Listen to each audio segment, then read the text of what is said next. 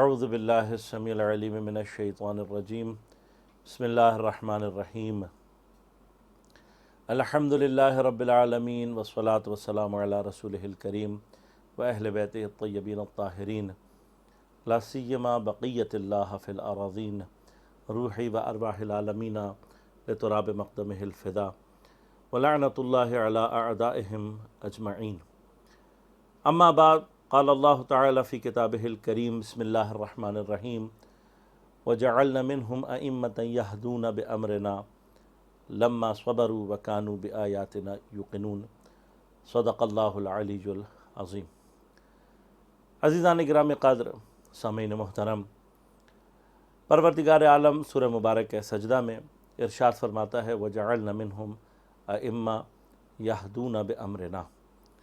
اور ہم نے قرار دیے ان میں سے امام یہدون بامرنا جو ہدایت کرتے ہیں ہمارے امر سے۔ یہ اور قرآن کریم کی دیگر آیات سلسلہ امامت کے سلسلہ نبوت سے متصل ہونے پر دلالت کرتے ہیں۔ شیعہ مکتب کا عقیدہ یہ ہے کہ پروردگار نے ایک انسانی عقل کے ارتقاء تک پہنچ جانے کے بعد اس بات کو اپنی مصلحت کے تحت انسانوں کے لیے بہتر جانا کہ وہ سلسلہ وحی کو قطع کر دے، اور اس منزل پر پہنچ کر اللہ تبارک و تعالی نے اپنی جانب سے خاتم المرسلین محمد مصطفیٰ صلی اللہ علیہ وآلہ وسلم کو مبعوث فرمایا، اور آپ ہی کے ذریعے سے پروردگار نے قرآن جو کہ تبیانا لکل شیء ہے، وہ کتاب جو کہ تمام علوم کو اور انسانوں کے لیے تا قیامت ہدایت کے نظام کو اپنے اندر لیے ہوئے ہے، نازل فرمائے۔ نبوت کے سلسلے کے اختتام کا مطلب ہدایت کے سلسلے کا اختتام ہرگز نہیں ہے جب تک روئے زمین کے اوپر ایک انسان بھی ایسا باقی ہے کہ جس کو ہدایت کی ضرورت ہو، پروردگار نے اس کے لیے ہادی کے سلسلے کو باقی رکھا ہے۔ وہ پروردگار کے جو جب انسانی حیات کو زمین پر شروع کرنا چاہتا ہے تو جو پہلا انسان زمین پر وہ بھیج رہا ہے، وہ انسان اپنی جانب سے ہادی اور نبی بنا کر بھیج رہا ہے۔ کیا یہ ممکن ہو سکتا ہے کہ کوئی وقت اور کوئی زمانہ ایسا آئے کہ زمین پر ہدایت کے متلاشی تو موجود ہوں لیکن ان کے لیے ہادی نہ ہوں؟ اور یہ خصوصاً اس وقت ہے کہ جب پروردگار عالم مختلف مقامات پر فرماتا ہے کہ اِنَّ عَلَيْنَا لَلْہُدَىٰ، ہدایت کی ذمہ داری ہماری ہے۔ لہذا اللہ نے نبوت کے سلسلے کے اختتام کے بعد قرآن کریم اور اس کی تعلیمات کو اور اپنے ہدایت کے سلسلے کو جاری رکھنے کے لیے غدیر خم سے امامت کے سلسلے کو جاری کیا، اور مولا کائنات امیر المومنین علی علیہ السلام سے امامت کا سلسلہ شروع ہوا، اور اس امامت کے سلسلے کی ایک اہم کڑی اور امامت کا ایک اہم تاجدار ہمارے نویں امام محمد تقی الجواد علیہ السلام ہیں۔ امام کی حیات مبارکہ کے حوالے سے بہت ساری گفتگو ہے جو کی جا سکتی ہے، لیکن یقیناً ہم اس سلسلہ جو ہمارا دروس کا مختصر دروس کا ہے اور ان ویڈیو کلپس کا جو مقصد ہے، اس میں بہت ہی خاص نکات کی طرف توجہ دلانا مقصود نظر ہے۔ امام محمد تقی علیہ السلام کی حیات مبارکہ کا جو اہم ترین رخ ہے وہ یہ ہے کہ شیعوں میں اور اسلام میں پہلی مرتبہ کوئی کم سنی میں منصب امامت کے اوپر فائز ہوا ہے۔ لہذا اگر آپ ذرا سا بھی امام محمد تقی علیہ السلام کی حیات مبارکہ کی طرف متوجہ ہوں تو آپ یقیناً جانتے ہوں گے کہ یہ وہ امام ہے کہ جو 9 برس کی کم سن عمر میں منصب امامت پر فائز ہوئے ہیں۔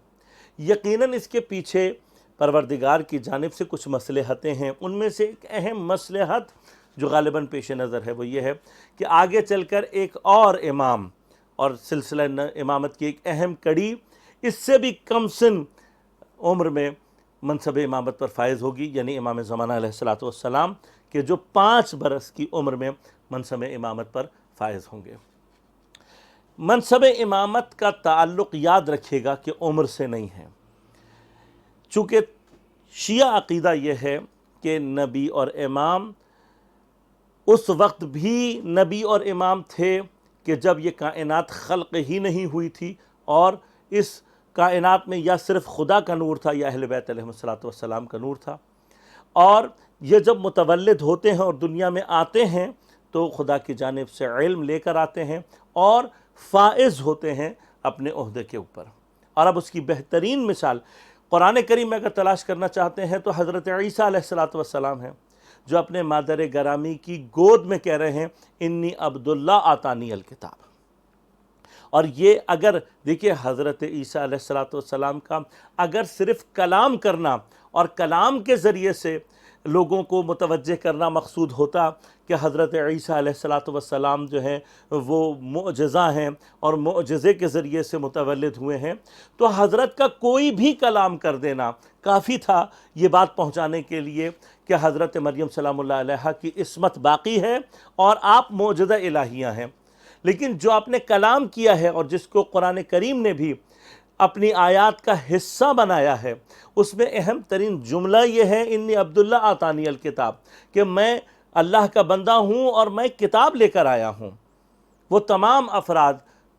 کہ جو یہ عقیدہ رکھتے ہیں کہ نبی پہلے نبی نہیں ہوتا اور بعد میں نبی بنتا ہے یا فائز ہوتا ہے، حضرت عیسیٰ علیہ السلام کے الفاظ اس کے مقابلے پر سب سے محکم دلیل ہے کہ ابھی آپ دنیا میں آئے ہیں اور جب اذن الہی سے کلام کر رہے ہیں تو فرما رہے ہیں میں کتاب لے کر آیا ہوں، جبکہ آپ کے اوپر کتاب آپ کی عمر کے بعد کے حصے میں نازل ہوئی ہے۔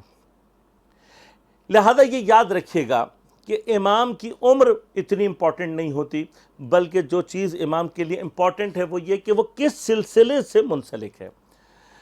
دیکھیے وحی کس چیز کا نام ہے، وحی کیا ہوتی ہے، خداوند کریم سے ارتباط میں آ جانا یہ کیا ہوتا ہے، یہ ہم نہ سمجھ سکتے ہیں نہ اسے درک کر سکتے ہیں۔ ہم اس منزل سے بہت دور ہیں کہ ہمیں یہ پتہ لگے کہ منزل وحی ہوتی کیا ہے، لیکن منزل وحی پر فائز شخصیت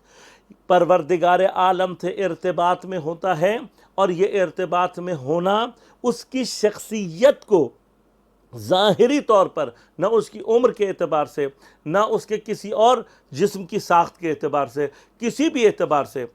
جو چیز مہم ہوتی ہے وہ اس کی وہ نورانی حقیقت ہوتی ہے کہ جو پروردگار کے نور سے متصل ہوتی ہے۔ میں ایک چھوٹی سی مثال سے آپ کو ایک بات بتاؤں۔ دیکھیے اگر کوئی بہت بڑی جھیل ہو، کوئی بہت بڑا جسے کہنا چاہیے کہ دریاچہ ہو، اگر وہ جھیل، وہ دریاچہ یا وہ چھوٹا سا سمندر کسی بھی پانی کے انٹیک سے متصل نہ ہو تو ایک نہ ایک دن وہ خشک ہو کر ختم ہو جائے گا۔ لیکن کوئی چھوٹا سا تالاب ہو، لیکن وہ چھوٹا سا تالاب اگر پیچھے کہیں کسی پانی کے ایسے منبع سے منسلک ہو کہ جو پانی کا منبع جو ہے وہ ختم نہ ہونے والا ہو، تو یہ چھوٹا سا جو تالاب ہے اس پانی کے منبع کی وجہ سے ہمیشہ اس کے اندر پانی باقی رہے گا۔ اسی طرح سے یاد رکھیے گا کہ امام کا جو علم ہے وہ اس کی ظاہری شخصیت سے نہیں ہے، اس کی عمر سے نہیں ہے، بلکہ اس کا جو علم ہے وہ پروردگار سے اتصال کی اور ارتباط کی وجہ سے ہے۔ اس کی جو حقیقت نورانیہ ہے اس کا پروردگار کے ساتھ اتصال ہونا اس کو اس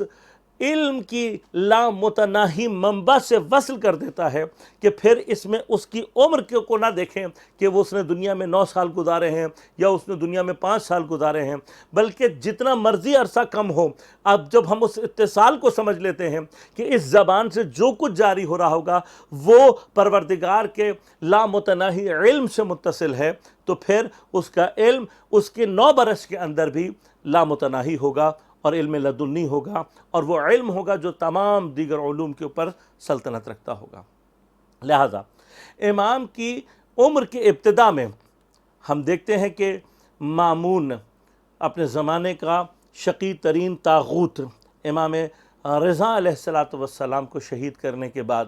اب اس 9 برس کے امام کو یہ سوچ کر کہ یہ 9 برس کا بچہ ہے، یہ علماء سے کیا مقابلہ کرے گا۔ امام کے پے در پے کئی مناظرے کروائے گئے، اور ہر مناظرے میں امام کی فتح اور کامیابی یہ بتا رہی تھی کہ یہ جو ظاہر میں انسانوں کو بچہ یا نوجوان نظر آ رہا ہے، یہ در واقع اللہ کے لامتناہی علم سے متصل ہے، وحی سے متصل ہے، ارتباط الہیہ سے متصل ہے۔ میں اپنے سامعین کو یہ بات کہتا چلا جاؤں کہ جب میں لفظ وحی کہہ رہا ہوں تو اس وحی سے مراد وحی رسالی نہیں ہے، بلکہ وحی سے مراد وہ ارتباط ہے کہ جو تنزل الملائکۃ والروح فیہا باذن ربہم من کل امر سلام ہی حتی مطلع الفجر کی آیات کے اندر پروردگار ارشاد فرماتا ہے یہ شب قدر میں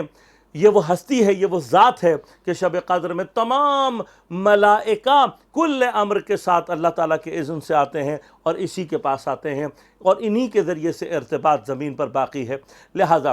امام کی زندگی میں اہم ترین گوشہ یہ تھا، اور پھر امام کی مختصر حیات کے اندر بے تحاشا امام سے مناظرے کروائے گئے، اور آپ کا جو علمی تسلط تھا وہ دنیا کے اوپر آشکار ہوا۔ تشیع کی حقانیت کو آپ نے اپنے علم کے ذریعے سے تمام عالم اسلام میں اس وقت ثابت کیا، اور آپ کی مظلومانہ شہادت۔ میں حضرت امام محمد تقی علیہ السلام جواد الائمہ علیہ السلام، آپ کے والد اور آپ کے دادا یعنی امام علی رضا علیہ السلام اور امام موسی کاظم علیہ السلام، ان تینوں ہستیوں کے بارے میں جب غور کرتا ہوں عزیزان من، تو یہ سوچ کر دل خون کے آنسو روتا ہے کہ زمین پر خدا کی حجت ہو،